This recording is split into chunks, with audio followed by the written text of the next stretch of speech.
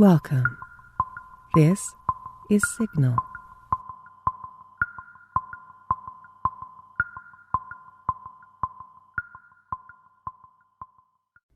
The Strange High House in the Mist by H.P. Lovecraft. In the morning, mist comes up from the sea by the cliffs beyond Kingsport. White and feathery, it comes from the deep to its brothers the clouds, full of dreams of dank pastures and caves of Leviathan. And later, in still summer rains on the steep roofs of poets, the clouds scatter bits of those dreams that men shall not live without the rumor of old, strange secrets and wonders that planets tell planets alone in the night. When tales fly thick in the grottos of Tritons, and conchs in seaweed cities blow wild tunes, learnt from the elder ones, when great eager mists flock to heaven laden with lore, and oceanward eyes on the rocks see only the mystic whiteness, as if the cliff's rim were the rim of all earth, and the solemn bells of boys tolled free in the ether of faerie. Now north of archaic Kingsport, the crags climb lofty and curious, terrace on terrace, till the northernmost hangs in the sky like a gray frozen wind cloud. Alone it is a bleak point, jutting in limitless space, for there the coast turns sharp where the great Miskatonic pours out of the plains past Arkham, bringing woodland legends and little quaint memories of New England's hills. The sea folk in Kingsport look up at that cliff as other sea folk look up at the pole star, and time the night's watches by the way it hides or shows the Great Bear, Cassiopeia, and the dragon. Among them, it is one with the firmament, and truly, it is hidden from them when the mist hides the stars or the sun. Some cliffs they love, as that whose grotesque profile they call Father Neptune, or the pillared steps they term the causeway. But this one they fear because it is so near the sky. The Portuguese sailors, coming in from a voyage, cross themselves when they first see it, and the old Yankees believe it would be a much graver matter than death to climb it, if indeed that were possible. Nevertheless, there is an ancient house on that cliff, and at evening men see lights in the small paned windows. The ancient house has always been there, and people say one dwells therein who talks with the morning mists that come up from the deep, and perhaps sees singular things oceanward at those times when the cliff's rim becomes the rim of all earth, and the solemn boys toll free in the white ether of faerie. This they tell from hearsay, for that forbidding crag is always unvisited, and the natives dislike trained telescopes on it.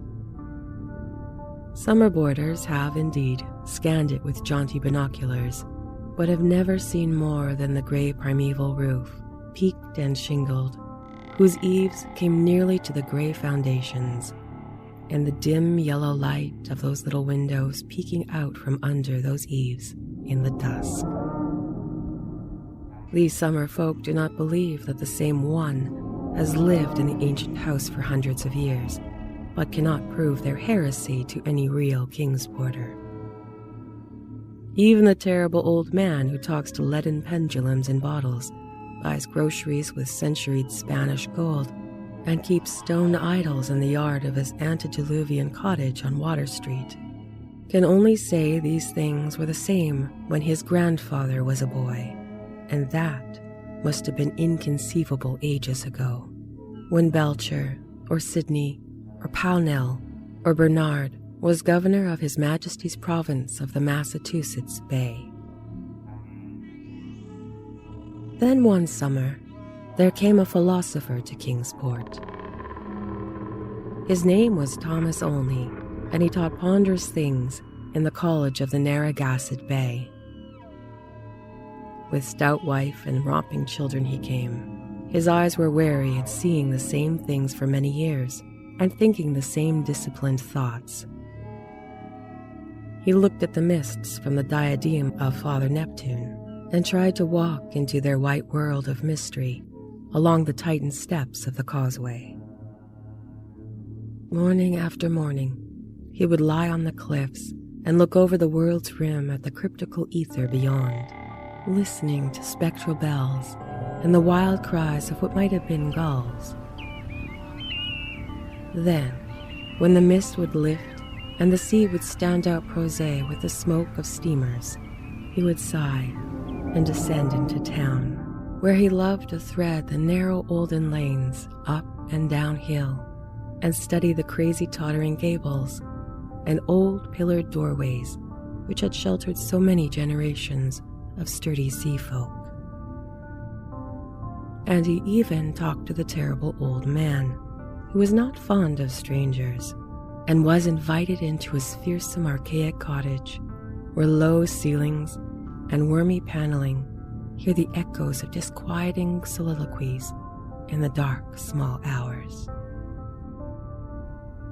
Of course, it was inevitable that only should mark the gray unvisited cottage in the sky, on that sinister northward crag which is one with the mists and the firmament. Always over Kingsport it hung, and always its mystery sounded in whispers through Kingsport's crooked alleys.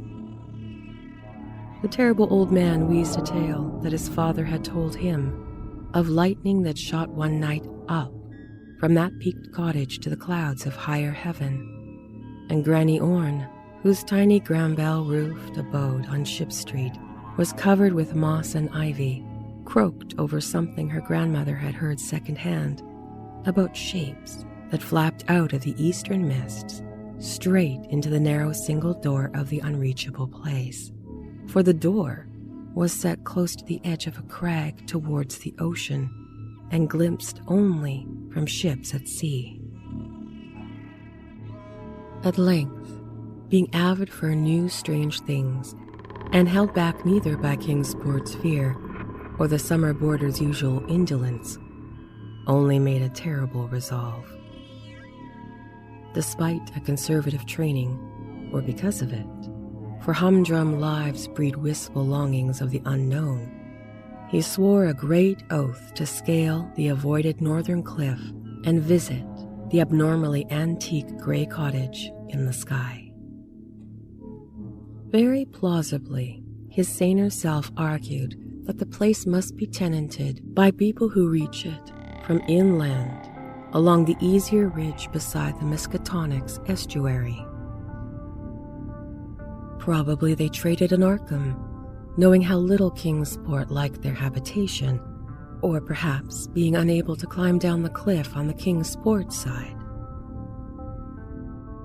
Only walked out along the lesser cliffs to where the great crag leaped insolently up to consort with the celestial things, and became very sure that no human feet could mount it or descend it on that beetling southern slope. East and north rose thousands of feet vertically from the water, so only the western side, inland towards Arkham, remained. One early morning in August, Only set out to find the path to the inaccessible pinnacle. He worked northwest along pleasant back roads, past Hooper's Pond and the old brick powder house, where the pastures slope up to the ridge above the Miskatonic and gave a lovely vista of Arkham's white Georgian steeples across the leagues of river and meadow.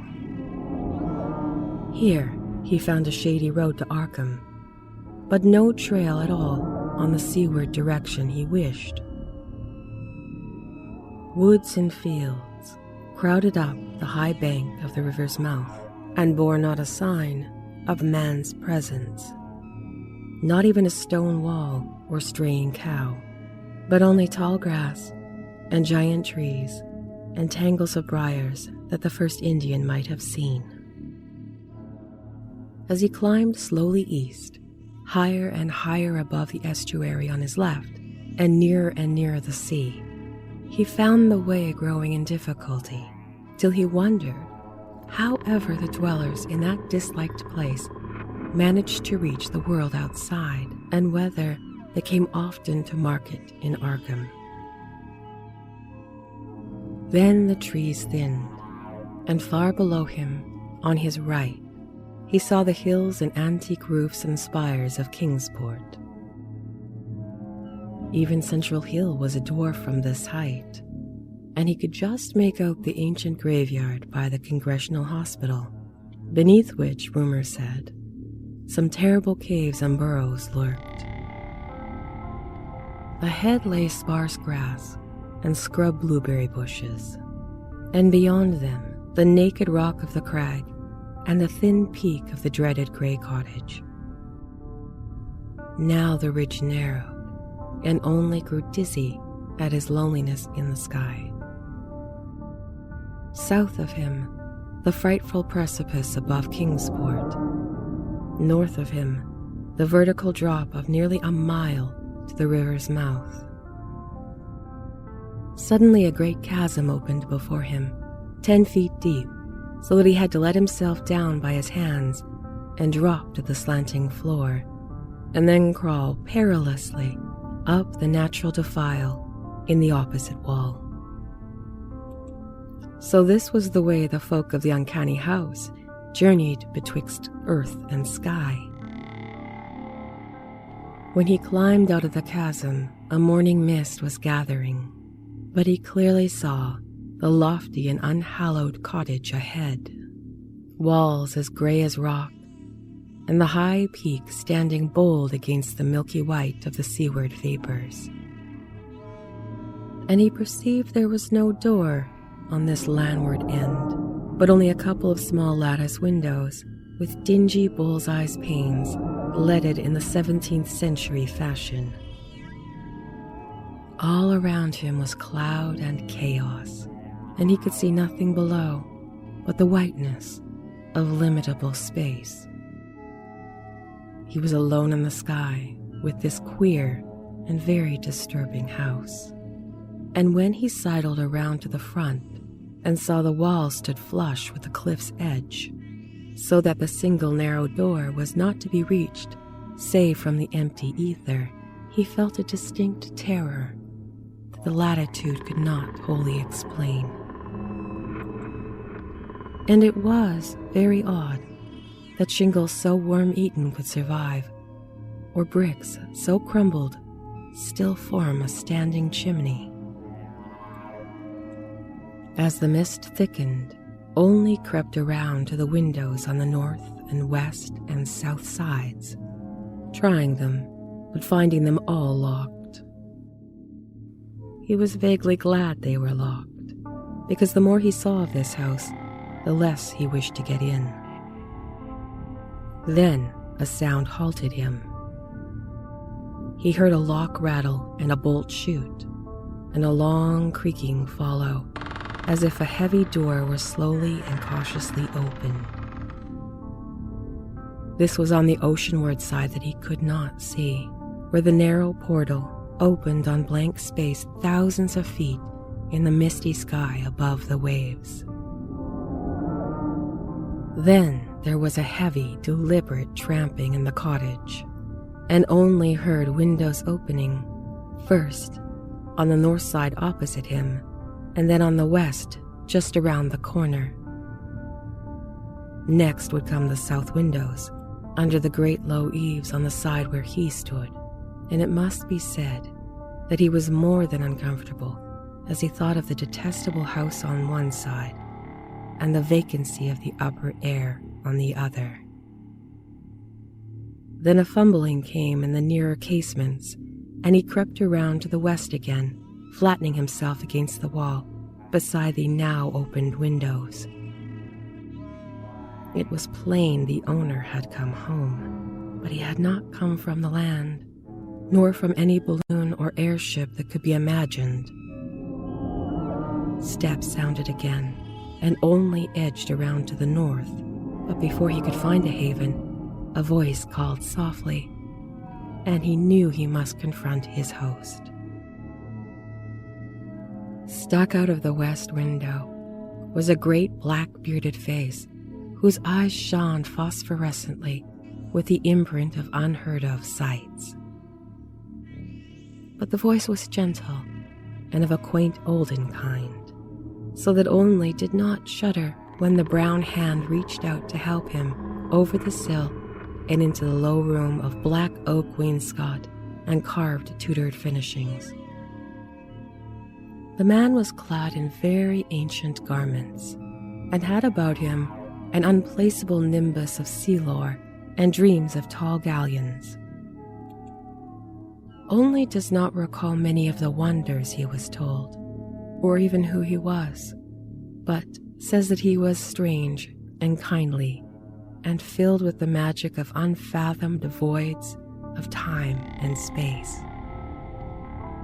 The small room seemed green with a dim aqueous light, and only saw that the far windows to the east were not open, but shut against the misty ether with dull, thick panes like the bottoms of old bottles. The bearded host seemed young, but looked out of eyes steeped in elder mysteries. From the tales of marvelous ancient things he related, it must be guessed that the village folk were right in saying he had communed with the mists of the sea and of the clouds of the sky ever since there was any village to watch his taciturn dwelling from the plain below. And the day wore on, and still only listened to rumors of old times and far places, and heard of how the kings of Atlantis fought with the slippery blasphemes that wriggled out of the rifts in the ocean's floor, and how the pillared and weedy temple of Poseidon is still glimpsed at midnight by lost ships who know by its sight that they are lost. Years of the Titans were recalled, but the host grew timid when he spoke of the dim first age of chaos before the gods or even the elder ones were born, and when only the other gods came to dance at the peak of Hathekla in the stony desert near Uthar, beyond the river Sky. It was at this point there came a knocking on the door, that ancient door of nail-studded oak, beyond which lay the abyss of white cloud. Only started in fright, but the bearded man motioned him to be still and tiptoed to the door to look out through a very small peephole. What he saw he did not like, so he pressed his fingers to his lips and tiptoed around to shut and lock the windows before returning to the ancient settee beside his guest.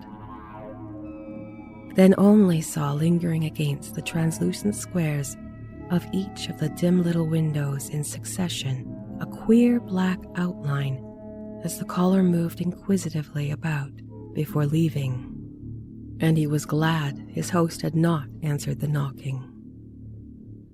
For there are strange objects in the great abyss, and the seeker of dreams must take care not to stir up or meet the wrong ones.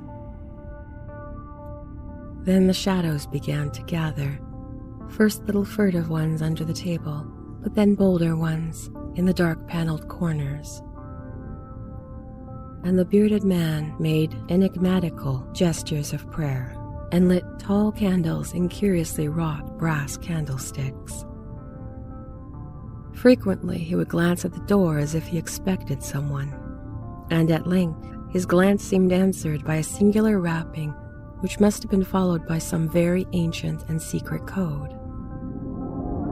This time he did not even glance through the peephole, but swung the great oak bar and shot the bolt, unlatching the heavy door and flinging it wide to the stars and the mist.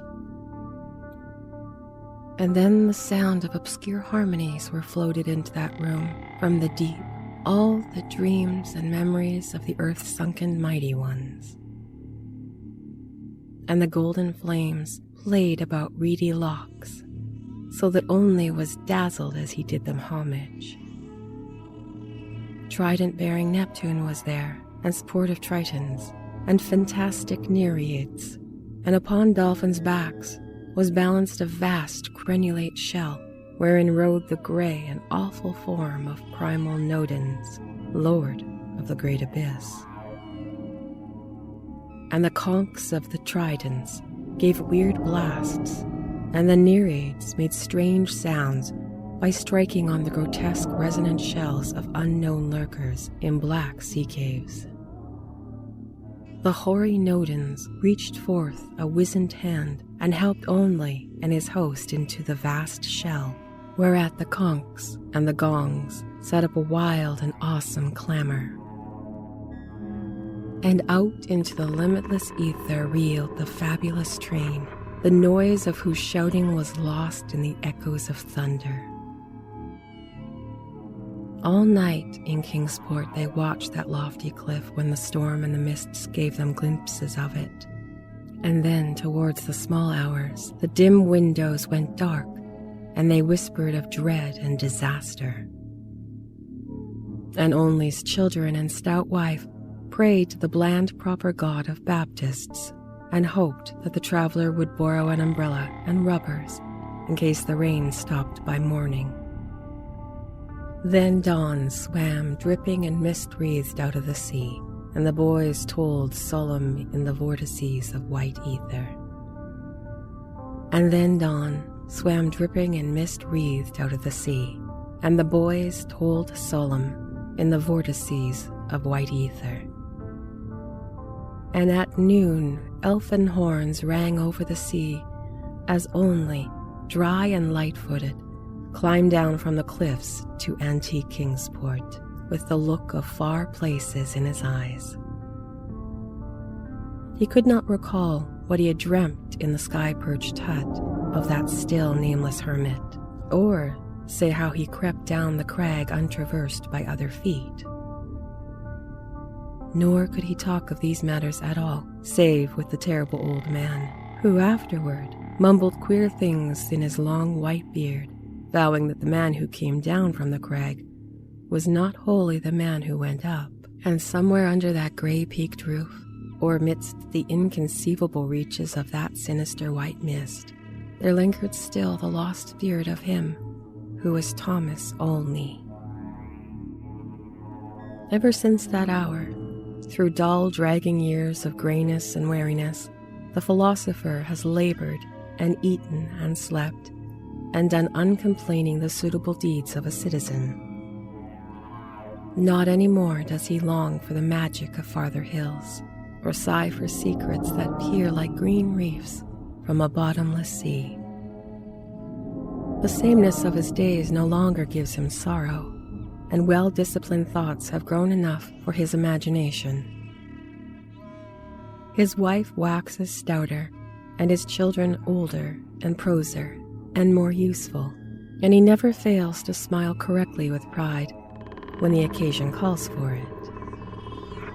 In his glance, there is not any restless light, and if he ever listens for solemn bells or far elfin horns, it is only at night when old dreams are wandering. He has never seen Kingsport again, for his family disliked the old houses and complained that the drains were impossibly bad. They have a trim bungalow now in Bristol Highlands, where no tall crags tower, and the neighborhoods are urban and modern. But in Kingsport, strange tales are abroad, and even the terrible old man admits a thing untold by his grandfather. For now, when the wind sweeps boisterous out of the north, past the high ancient house that is one with the firmament, there is broken, at last, that ominous brooding silence ever before the bane of Kingsport's maritime cotters. And the old folk tell of pleasing voices heard singing there, and of laughter that swells with joys beyond earth's joys, and say that at evening the little low windows are brighter than formerly. They say, too, that a fierce aurora comes oftener to that spot, shining blue in the north with visions of frozen worlds, while the crag and the cottage hang black and fantastic in the wild coruscations, and the mists of the dawn are thicker, and the sailors are not quite sure that the muffled seaward ringing is that of the solemn buoys. Worst of all, though, is the shriveling old fears in the hearts of Kingsport's young men, who have grown prone to listening at night to the north wind's faint, distant sounds. They swear no harm or pain can inhabit the high-peaked cottage, for in the new voices, gladness beats, and with them the tinkle of laughter and music. What tales the sea mists bring to that haunted and northernmost pinnacle, they do not know, but they long to extract some hint of the wonders that knock at that cliff-yawning door when the clouds are thickest. And patriarchs dread, lest someday, one by one, they seek out the inaccessible peak in the sky and learn what centered secrets hide beneath the steep, shingled roof that is part of the rocks and the sky and the ancient fears of Kingsport. That those venturesome youths will come back, they do not doubt, but they think the light might be gone from their eyes and the will from their hearts. And they do not wish quaint Kingsport, with its climbing lanes and archaic gables, to drag listless down the years, while voice by voice the laughing chorus grows stronger and wilder in that unknown and terrible eyrie where the mists and the dreams of mists stop to rest their way from the sea to the skies. They do not wish the souls of their young men to leave the pleasant hearths and gable-roofed taverns of old Kingsport, nor do they wish the laughter and song in that high rocky place to grow louder. For as the voice which has come has brought fresh mists from the sea, and from the north fresh lights, so do they say that still other voices bring more mists and more lights, till perhaps the olden gods, whose existence they only hint at in whispers for fear of the congregational parson might hear, may come out of the deep from unknown Cadiz in the cold waste, and make their dwelling on the evilly appropriate crag, so close to the gentle hills and valleys of the quiet, simple fisherfolk. This they do not wish, for to plain people, things not of earth are unwelcome, and besides, the terrible old man often recalls that only said about a knock that the lone dweller feared, and the shape seen black and inquisitive against the mist through those queer, translucent windows of leaded bull's eyes. All these things, however, the elder ones only may decide. And meanwhile, the morning mist still comes up by that lovely vertiginous peak with the steep ancient house, that gray, low-eaved house where none is seen but evening brings furtive lights, while the north wind tells of strange revels. White and feathery it comes from the deep to its brothers the clouds, full of dreams of dank pastures and caves of Leviathan, and when the tales fly thick in the grottos of Tritons, and the conchs in seaweed cities blow wild tunes learned from the elder ones, then great eager vapors flock to heaven laden with lore, and Kingsport, nestling uneasy on its lesser cliffs below that awesome hanging sentinel of rock, sees oceanward only a mystic whiteness, as if the cliff's rim were the rim of all earth, and the solemn bells of the buoys tolled free in the ether of faerie.